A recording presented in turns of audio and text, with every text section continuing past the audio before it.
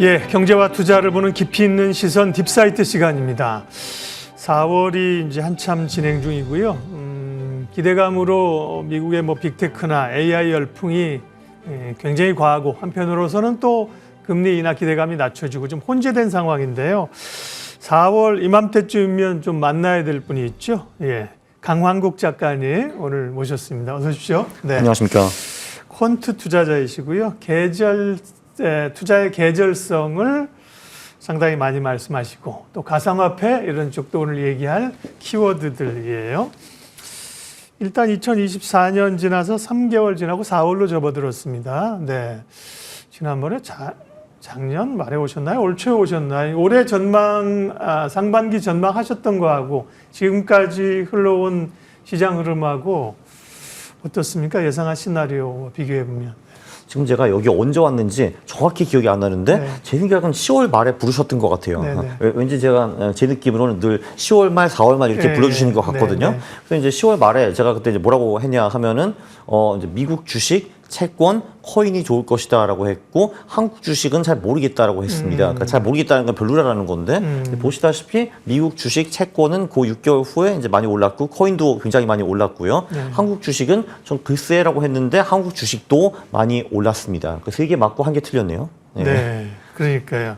생각보다는 이제 강한, 그렇죠. 올 1분기 흐름들이 이렇게 강할 줄은 사실 잘 몰랐는데요.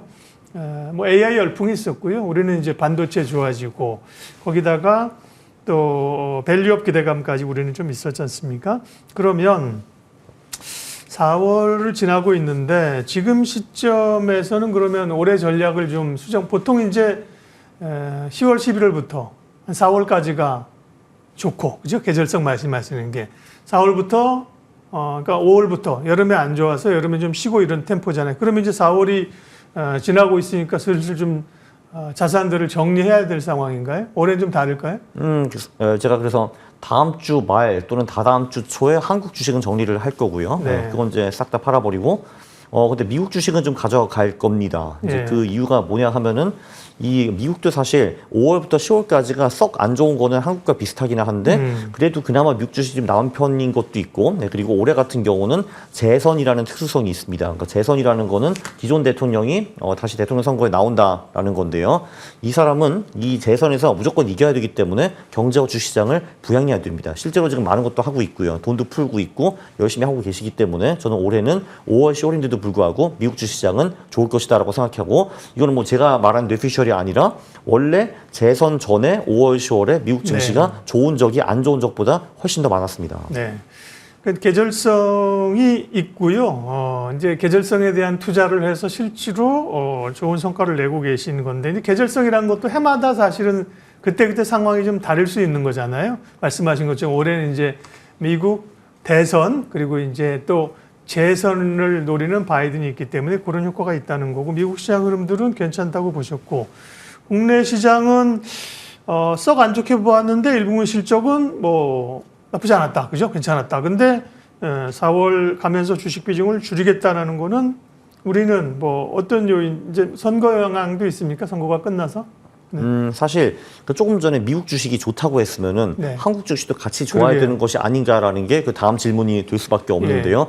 근데 그것도 한번 분석을 해봤습니다. 네. 이렇게 그 미국이 재선이 있으면은 미국 주식은 확실히 좋은데 한국 주식은 이럴 때 좋을 때도 있고 안 좋을 때도 있었는데 네. 안 좋을 때가 은근히 많았고요. 네, 그리고 한국 주식 같은 경우는 정말 특이하게 그 짝수해의 5월, 10월 수익률이 정말 안 좋습니다. 정말 끔찍할 정도로 이제 안 좋거든요. 그래서 모든 거를 좀 이제 검토해봐도 한국 주식은 이번에 좀 아닌 것 같다 해가지고 전 6개월 정도 이제 쉬어갈 겁니다. 한국은 그렇고요. 그러니까 보통 뭐 5월 되면 논란이 많잖아요. 5월에 주식을 팔아라, 올해는 아니다, 팔았더니 올랐다, 뭐 이러면서 많은데 이제 그 통계라는 거는 이게 한 번, 두 번 가지고 안 되는 거잖아요, 그죠?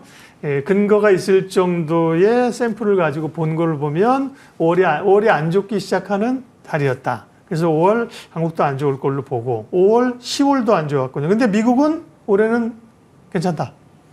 미국은 올해 괜찮을 가능성이 높다라고 봅니다. 네. 사실 한국에서도 그 짝수 5월, 10월 이제 고해 주식시장이 오를 때가 있었긴 있었습니다. 네. 다만 10번에서 한 3번 정도 올랐다라는 거죠. 네. 7번은 떨어지고 저는 이제 30% 확률의 베팅을 할 수가 없기 때문에 이제 이번에 떠난다 이런 겁니다. 네. 근데 네. 물론 저는 10월 말에 화려하게 다시 돌아올 겁니다. 네.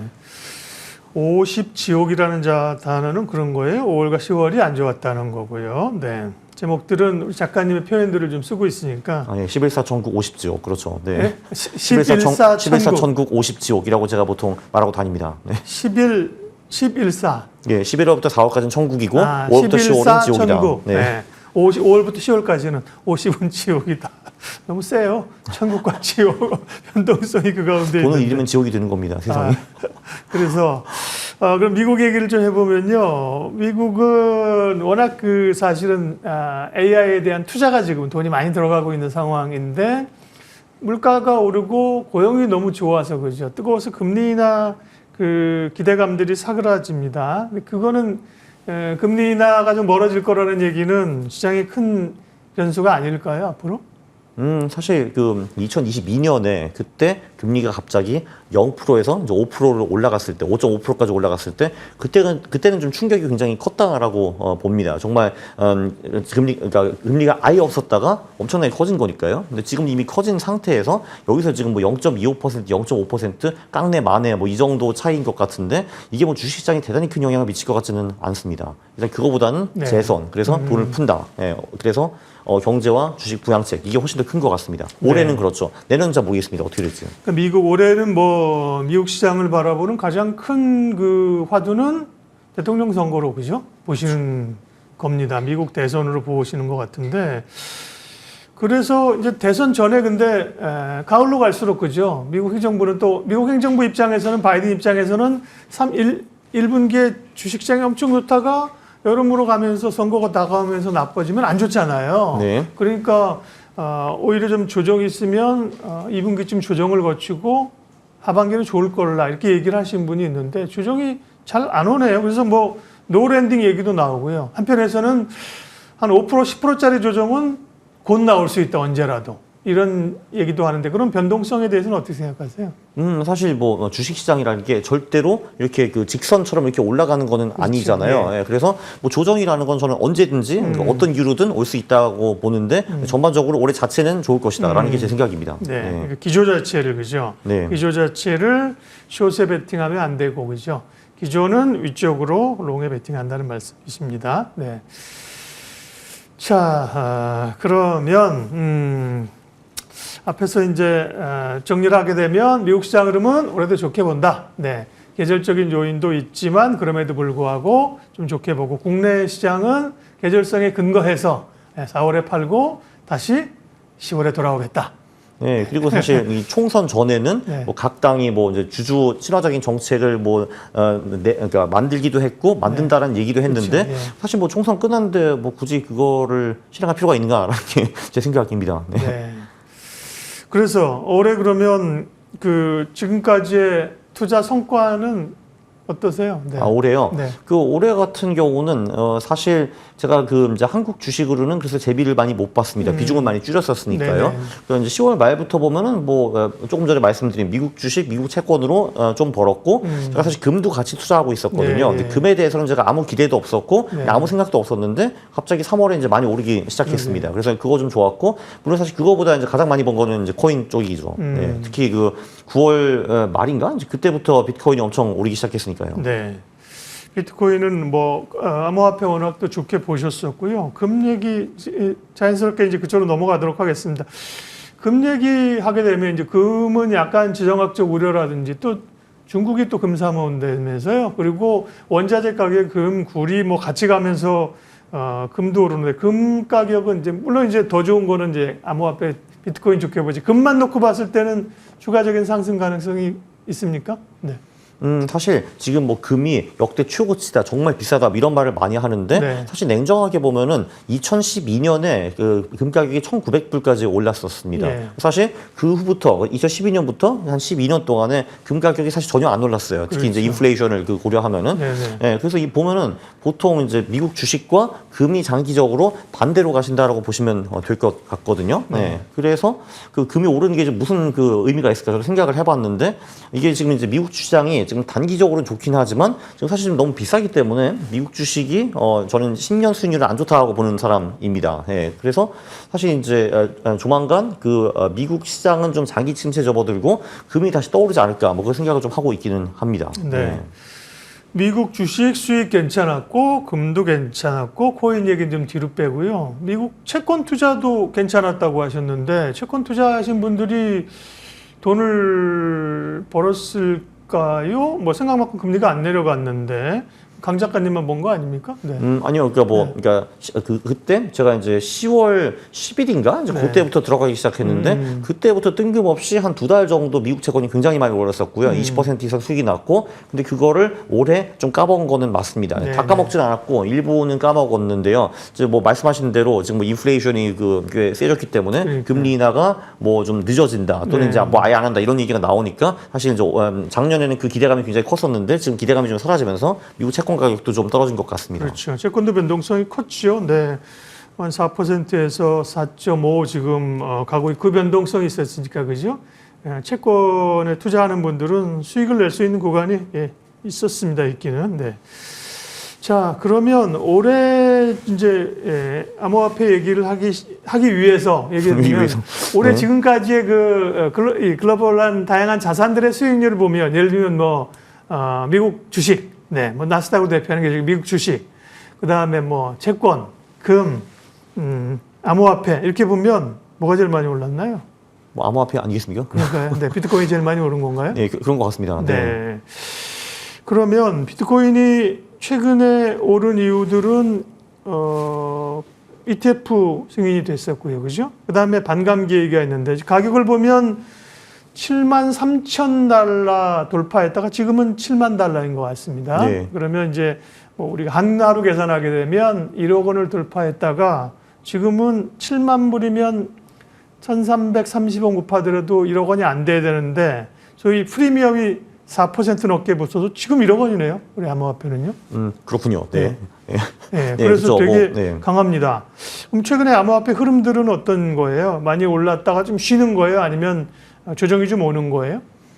사실 그 대세 상승장이 지난번 여러 번 있었습니다. 2013년 그리고 2016, 17년 그리고 20, 21년 그리고 이번이 네 번째라고 볼 수가 있는데 이 대세 상승장 내에서 조정장 폭이 보통 한 비트코인 기준으로 15에서 20% 정도라고 보시면 됩니다. 그래서 예. 사실 73,000에서 7만 정도 조정받은 거는 조정이라고 사실 보기도 굉장히 좀 어렵고요.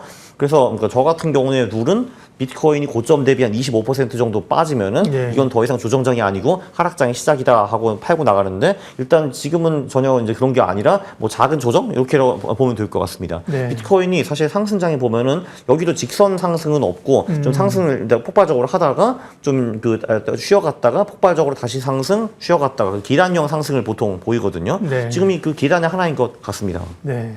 그러니까요. 보통 주식보다도 비트코인 같은 암호화폐는 변동성이 더 크다고 봐야죠. 그러니까 트레이딩이나 뭐 투자할 때 설정하는 가격폭도 조금 더 넓힐 필요가 있겠네요. 그죠? 아주 심플하게 봐서 그냥 비트코인이 나스닥의 변동성의 서너 배, 예. 그리고 알트코인은 비트코인 변동성의 두세 배 이렇게 보시면 될 것 같습니다. 그러니까요. 그러니까 이러면 비트코인이 20% 빠졌다라는 거는 나스닥이 한 5% 빠진 것과 똑같다라고 보시면 됩니다.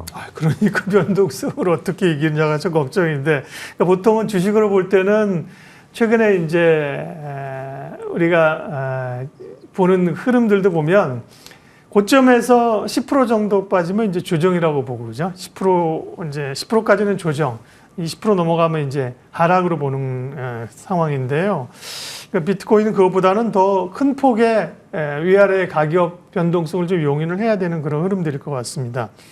그리고 반감기 비트코인에 생산되는 양이 반으로 줄어드는 거 이제 반감기라고 하잖아요. 그게 이제 올해 돌아온다고 해서 그걸 보고 투자하신 분들도 많았는데 이 반감기 일자가 4월 19일에서 21일, 이것도 이제 생산량에 따른 거기 때문에 정확히 추정이 안 되는 모양입니다. 19일에서 20일로 추정이 되는 모양인데, 반감기 지나면 이제 뉴스가 끝난 거잖아. 이때부터 이제 소위 급락할 거야라는 시각이 있고, 그죠? 과거에는 어땠습니까? 그렇지 않은 시각도 있는데. 네. 반감기 후에 비트코인이 급락한 적은 한 번도 없고요. 없어요? 네, 그거는 왜냐면 사실 실제로 공급이 그럼 줄어들기 시작하는 그렇죠. 거니까요. 네. 네, 그 전에는 공급이 줄어들게 된 기대감인데 이제는 실제로 공급이 줄어들기 시작합니다. 그래서 과거 패턴을 보면은 이 반감기라는 게 있기 때문에 그 전에 12에서 18개월 전부터 완만하게 비트코인이 오르기 시작하다가 그 반감기 한 3에서 6개월 후부터 아주 엄청난 상승장을 보이는 경우가 굉장히 많았습니다. 그 이유는 사실 뭐냐 하면은 메모리 반도체와 똑같은데요. 메모리 반도체 같은 경우도 반도체 가격이 높으면은 많은 회사들이 행복하게 살 수가 있는데 반도체 가격이 빠지면 치킨 게임이 시작하고 약한 업체들이 먼저 도태되고 파산하게 됩니다. 코인도 똑같이 보시면 돼요. 코인도 반감기 후에 채굴자들의 수익률이 반으로 줄어들기 때문에 약한 채굴자들은 비트코인을 채굴한 걸 팔면서 버티다가 3에서 6개월 후에 파산합니다. 그러면 강한 채굴자들만 남는데 그러면 걔네들은 굳이 지금 비트코인을 팔 필요가 없기 때문에 매도 물량이 급감하게 되고요. 그리고 가격이 폭등합니다. 지금까지 네. 그래왔습니다. 예, 그러니까 이제 이 우리가 주식시장에서는 소위 기대에 사서 뉴스에 팔아라는 이벤트 효과가 있잖아요. 그러니까 반감기라는 날짜가 지나고 나면 떨어지지 않겠냐는 거는 저처럼 이제 투자 안 한 사람들의 얘기고 실제 투자한 분들은 과거의 경험상 보면 반감기 지나고 나서 떨어지는 일은 없었다. 그래서 사실 네. 주식시장 같은 경우도 네. 이제 소문에 사서 뉴스 팔아라는 말이 네, 어느 네. 정도 맞기는 맞는데 그 뉴스가 정말 훌륭한 뉴스일 경우에는 네. 이렇게 그 뉴스 전에 오르다가 뉴스 나오면 좀 떨어지다가 그다음에 다시 갑니다, 보통. 맞습니다. 예를 들면 요번에 이제 비트코인 ETF도 똑같았거든요. 네. 1월에 그 ETF가 나온다라는 기대감 때문에 이제 많이 올랐다가 한번 진짜 뉴스 때문에 한 15% 빠졌다가 네. 실제로 2월부터 돈이 들어오기 시작한 다음에 다시 미친 듯이 올랐습니다. 예. 15% 정도 빠진 거는 ETF나 주식으로 보면 적지 않은 하락이라니까요. 그런데 강 작가님 말에 의하면 비트코인 15% 빠진 거는 한 3에서 5% 빠진 거로 생각하면 된다는 그렇죠. 거죠. 한 4~5% 빠졌다고 보시면 됩니다. 네, 아주 가벼운 조정이죠. 네. 가벼운 조정. 그걸 이제 견디는 분들이 상승을 또 가는 건데요. 예. 암호화폐 얘기 조금만 더 하겠습니다. ETF, 미국에서 현물 ETF가 승인이 됐고요. 홍콩에서 이제 승인 가능성들이 나옵니다. 홍콩은 확정된 건 아니에요. 15일 승인된 건 아니고요. 중국이잖아요. 홍콩도 어떻게 될지 몰라요. 근데 어쨌든 저는 이 뉴스를 보면서 미국하고 나서 홍콩만 얘기를 하는 게 아니라 다른 국가들이 같이 또 승인할 수 있겠구나. 그러면 이제 결국 이 비트코인에게는 좋은 요인이네요. 네. 사실 이 홍콩 ETF가 정말 중요한 게 예. 사실 미국 같은 경우는 ETF 승인을 기관 자금이 들어오기가 굉장히 용이하긴 하지만 예. 거기는 원래 그 전부터 비트코인에 투자하기가 가능한 나라였습니다. 물론 좀 귀찮긴 하죠. 뭐 코인데스크나 바이낸스 계좌 만들고 뭐 하는 거. 근데 가능했는데 중국 같은 경우는 아예 그 정부 차원에서 그 투자 자체를 굉장히 억누르는 상태 아니었겠습니까? 근데 이 홍콩에서 ETF를 그러니까요. 그 출시한 기업들이 제가 알기로는 다 그 대륙에 있는 중국 이제 큰 금융기관이라고 저는 들었거든요. 당연히 이제 그걸 한다는 거는 중국 본토인들도 그 ETF 투자할 수 있게 된다라는 걸 의미를 하는데 이건 사실 굉장히 큽니다. 미국처럼 아예 투자가 원래 자유로웠던 나라에서 ETF가 네. 생긴 거와 여기 투자가 자유롭지 않았던 곳에서 ETF가 생기는 거기 때문에 우리가 생각하는 것보다 더 큰 자금이 들어올 수 있습니다. 네, 그러니까요. 중국은 뭐 아시는 것처럼 아시아에서 비트코인 채굴하고 엄청난 바람이 불었었는데 우리보다 네. 더 뜨거웠는데 중국이 못하게 막아버렸잖아요. 그렇죠. 다 이제 그 자금들이 나왔는데 홍콩 쪽에서 ETF를 승인해주면 기대감이 있겠죠. 예. 다만 이게 말씀드린 것처럼 홍콩은 어쨌든 간에 이제 중국이란 말이에요. 그죠? 근데 중국 정부가 이걸 용인하는 건가? 저는 약간 의심이 있어서 조금 기사를 단정적으로 보지 말고 확인을 해야 되는 거 아닌가 싶기도 한데 만약에 홍콩에서 할 것처럼 했다가 늦어진다, 안 한다 그래서 15% 빠져도 그냥 조정으로 보면 된다. 그렇죠. 네. 그리고 사실 이 중국 정부가 승인할 가능성이 좀 높다라고 보는 게 사실 중국 자산시장을 보면은 부동산도 안 되고 있고 주식도 안 되고 있지 않습니까? 그럼 그 돈이 이제 어딘가 가야 되는데 사실 이 부자들이 그러면은 비트코인을 사고 싶은데 그걸 해외로 빼돌려가지고 암암리에 사게 만드는 것보다는 ETF를 만들어줘가지고 그 중국 내에서 시세 차익을 즐기게 하는 게 제가 보기에 중국 정부 입장에서 훨씬 좋습니다. 네. 그렇군요. 이 중국의 분위기는.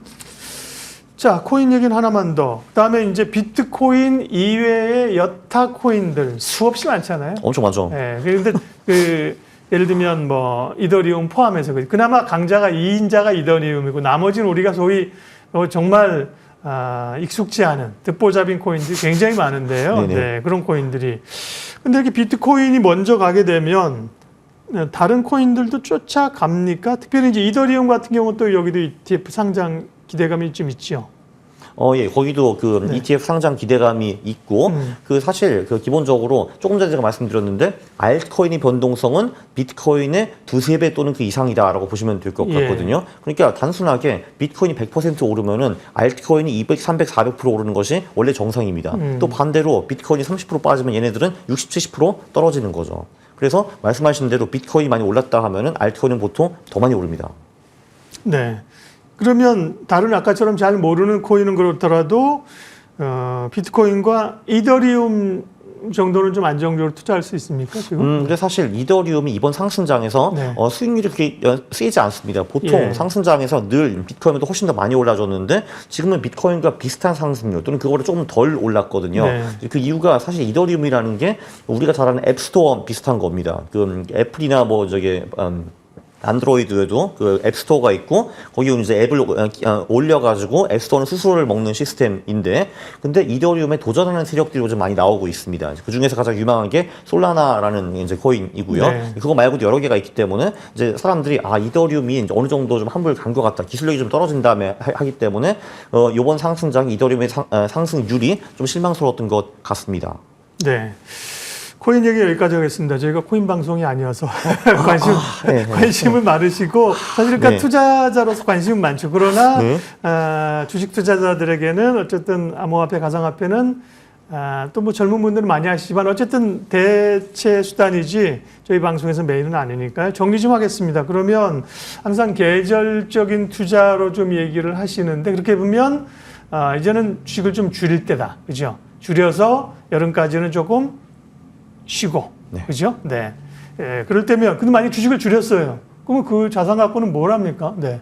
안정적인 수익 주는 쪽으로 가야 되나요? 저는 개인적으로 이 6개월 동안 네. 4월 말부터 10월 말까지 그 돈을 일시적으로 이제 코인 쪽으로 이제 돌릴 거긴 한데 네. 제가 여러분들한테 그거를 딱히 뭐 권장하거나 그러지는 그렇죠. 않습니다. 네. 그러니까 정석적으로 보면 이제 그 돈을 조금 더 안전한 자산, 예를 들면 뭐 채권이나 네, 현금으로 그렇죠. 돌리는 것이 정석적이라고 저는 봅니다. 네. 그러니까 주식보다는 암호화폐 시장을 훨씬 더 이제 미국 주식은 괜찮게 보신다 그랬고요. 미국 주식은 꽤 괜찮게 봅니다. 네. 미국 주식보다도 가상화폐 쪽을 더 좋게 보시는 모양입니다. 네, 그렇죠. 이게 기본적으로 주식도 그렇고 코인도 그렇고 역대 최고가 돌파 이런 거는 네. 굉장히 좋은 시그널입니다. 그래서 네. 지금 뭐 비트코인도 그렇고 미국 주식도 그렇고 사실 뭐 한국과 중국 주식 빼고는 나머지 주시장들은 전부 다 역대 최고가를 돌파하거나 근접한다고 보시면 될 것 같거든요. 그래서 주식을 이제 하시면은 그런 시장들 역대 최고가 돌파를 하거나 바로 앞에 있거나 그런 데 투자하는 것이 굉장히 좋은 투자 전략입니다. 추세 추종이라는 건 존재합니다. 네. 근데 이제 우리가 보면은 강한국 작가는 뭐 비트코인만 투자하나 이렇게 생각할 수 있는데 그렇진 않습니다. 그렇지 네. 않습니다. 네, 네. 그러니까 결국은 이제 펀드 투자라는 거는 포트폴리오를 가져가는 거잖아요, 그죠? 네, 주식도 있고 채권도 있고 금도 있습니다. 그때 네. 그러니까요. 그렇게 봤을 경우는 최근에 좀 뜨고 있는 예를 들면 뭐 일본 주식이나 뭐 이런 쪽은 포트폴리오에 안 들어 있습니까? 지금은 들어가 있지 않는데 네. 저는 그 포함하는 거는 굉장히 좋다라고 봅니다. 이제 네. 일본 주식 같은 경우는 또 이제 엔화로 투자하는 건데 네. 보통 일본 주식이 떨어지면은 엔화가 올라가지고 그걸 막아주는 경우가 굉장히 많았고요. 지금까지는. 예, 그리고 일본 주식이 오르면 주식이 오르니까 돈을 벌고 그래서 한국 투자자 입장에서는 일본 주식이 사실 굉장히 매력적인 투자처입니다. 그 그래프를 원화 기준으로 보면은 굉장히 고르게 우상향하는 모습을 볼 수가 있습니다. 네, 일본 주식도 지금은 없지만 눈여겨볼 필요는 있다. 네, 충분히 그 가능성이 있는 시장입니다. 네. 아니, 한국 주식도 이제 어쨌든 제조업 좀 글로벌 제조업이 좋아지고 우리가 반도체나 수출주를 살아나니까 네, 한국 주식도 특별히 뭐 전반적으로는 사실은 변동성이 좀 있습니다만 반도체 같은 건 좋은 거 아니에요? 반도체는 지금 굉장히 좋다고 봅니다. 네, 제가 기억하기로는 23년 3월인가 이제 그때부터 그 수출 증가율이 계속 떨어지다가 그때부터 올라가기 시작했거든요. 23년 3월부터 네. 보통 이제 그 사이클이 오면 한 2년 정도 보통 괜찮습니다. 그래서 올해는 반도체 괜찮을 것 같아요. 네. 네. 그러니까 아니 한국 주식 뭐 비운 다음에 반도체 좋다고 이게 아니라 아까처럼 기본적인 포트폴리오의 구성이 그렇고 그렇죠. 하나하나 섹터마다 다르습니다. 그러면 올해 강한국제학과가 목표로 하는 개인적인 포트의 수익률은 목표가 어느 정도입니까? 네. 그런 목표는 안 정해봤지만, 그래도 뭐 일단 1분기는 꽤 많이 벌었으니까 이 흐름이 좀 유지되었으면 좋겠습니다. 아, 그렇군요. 네. 네. 아, 정하진 않습니까? 목표 올해는 이 정도. 목표 수익률은 아예 처음부터 저는 정한 적이 없고요. 예. 저는 이제 목표 수익률을 안 정하고 제가 깨질 수 있는 금액을 정합니다. 거기에 맞춰가지고 포트폴리오를 운영을 합니다. 네, 어차피 네. 뭐 수익이라는 거는 뭐 신과 하늘이 가져다 주는 거기 때문에 제가 컨트롤할 수가 없는데 제가 이제 잃는 금액, 이제 그거는 네. 제가 어느 정도 제한한다, 조정할 수 그죠? 있습니다. 네. 잃는 금액은 제한하고 그죠? 네. 버는 금액은 제한하지 않고. 네, 그거는 이제 시장과 신이 주는 겁니다. 네. 네. 오늘 딥사이트 퀀트 투자자 강환국 작가님 함께 했는데요. 이 내용은 저희 머니투데이 방송 유튜브에서 다시 확인하실 수 있습니다. 저희가 코인 얘기를 좀 많이 한 것 같은데 어쨌든 계절성으로 한국에만 국한돼서 투자하지 않으시기 때문에 글로벌한 강환국 작가의 포트폴리오를 좀 엿봤고 그에 따른 전략들을 각자 취하시면 될 것 같습니다. 오늘 딥사이트 여기까지 하겠습니다. 강환국 작가님 함께 해주셨습니다. 고맙습니다. 감사합니다.